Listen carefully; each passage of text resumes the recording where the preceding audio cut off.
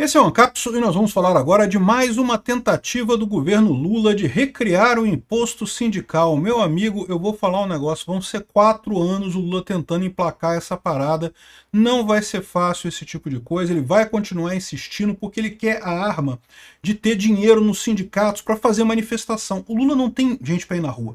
A única maneira que ele consegue encher uma manifestação é através dos sindicatos. E os sindicatos estão sem dinheiro porque acabou o imposto sindical. Vamos entender esse caso aqui, qual é essa nova tentativa do governo Lula de criar um imposto sindical. Lembrando que imposto sindical não tem nem aquela possibilidade de você ir lá no sindicato e fazer carta de oposição e coisa e tal. Não, imposto sindical tem que pagar, já vai descontado do seu salário. Não tem nem que discutir. Vamos entender esse caso aqui. Essa notícia foi sugerida por quanto maior o amor, mais caro o seu custo, Xandão é macho por causa do cargo e várias outras pessoas. Obrigado aí ao pessoal que sugeriu notícias lá no nosso site, no visãolibertaria.com, e obrigado a você que está assistindo o nosso vídeo. Se você gosta do nosso conteúdo, por favor, deixe o seu like, se inscreva aqui no canal, né? Pois bem, eu já falei para vocês, essa história do imposto sindical é uma chaga antiga na esquerda brasileira, né? A esquerda brasileira gosta de dizer que tem a rua, que consegue fazer manifestação, mas a verdade é que há muito tempo que a esquerda não consegue atrair gente para fazer manifestação de verdade.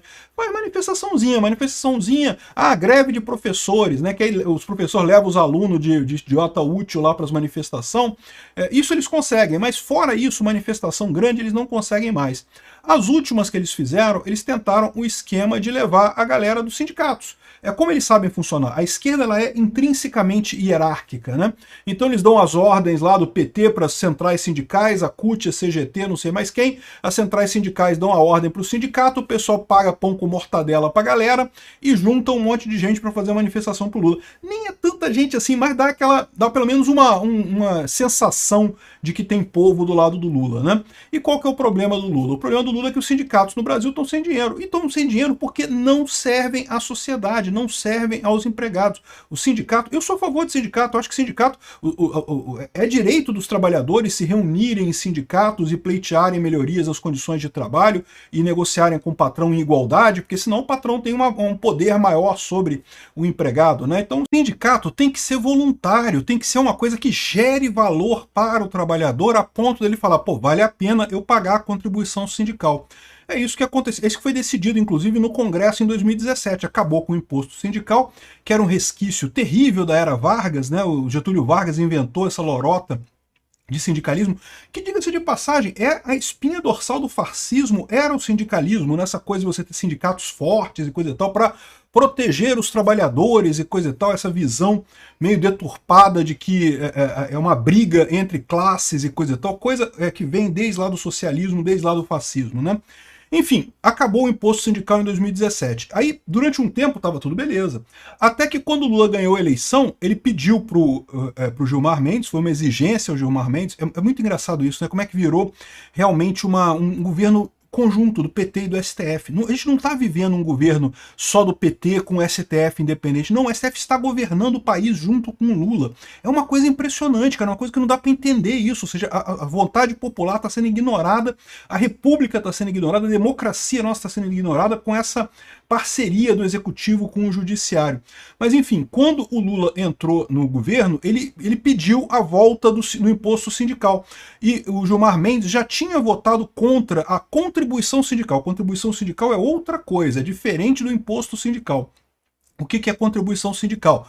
O sindicato faz uma assembleia e decide que os trabalhadores daquela categoria vão contribuir para o sindicato com um valor XYZ lá decidido na Assembleia, que geralmente é alguma porcentagem do trabalho, do salário das pessoas, né? Só que, no caso da contribuição sindical, você tem a chamada possibilidade de oposição. A contribuição sindical está na CLT, tá? E você tem a possibilidade de oposição.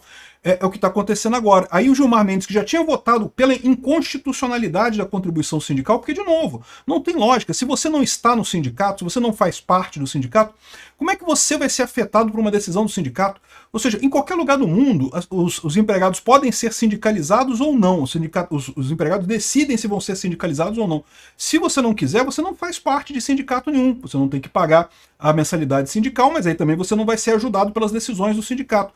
No final das contas, essa ideia ideia de que você tem é obrigado a aceitar o sindicato é um absurdo completo, né? Enfim, o Gilmar Mendes decidiu que ele tinha decidido antes que a contribuição sindical também era inconstitucional, mas depois ele mudou de ideia e passou a considerar a contribuição sindical como constitucional. Só que a contribuição sindical, os sindicatos logo fizeram contribuição sindical para todo mundo, para tentar ganhar dinheiro de volta, mas assim, a contribuição sindical tem a carta de oposição, que é um inferno esse troço, um monte de gente tem que ir lá no sindicato, aí os sindicatos colocam um monte de regra absurda, que tem que ir presencialmente, tem que levar uma identidade com menos de 10 anos, e tem que fazer a carta à mão, eles botam um monte de regra absurda, mas a verdade é que se fizer a carta de oposição, eles não podem cobrar a contribuição sindical, né? E a maior parte das pessoas faz isso. Você vê filas enormes nas portas do sindicato para o pessoal justamente não ter que descontar a contribuição sindical.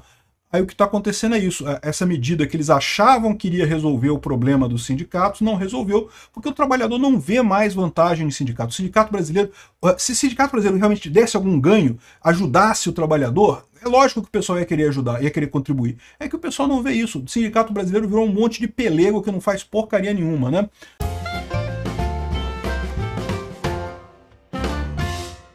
Pois bem, então não resolveu essa questão da contribuição sindical. Agora o Lula está querendo voltar de novo com o imposto sindical mesmo. Tá aqui, ó.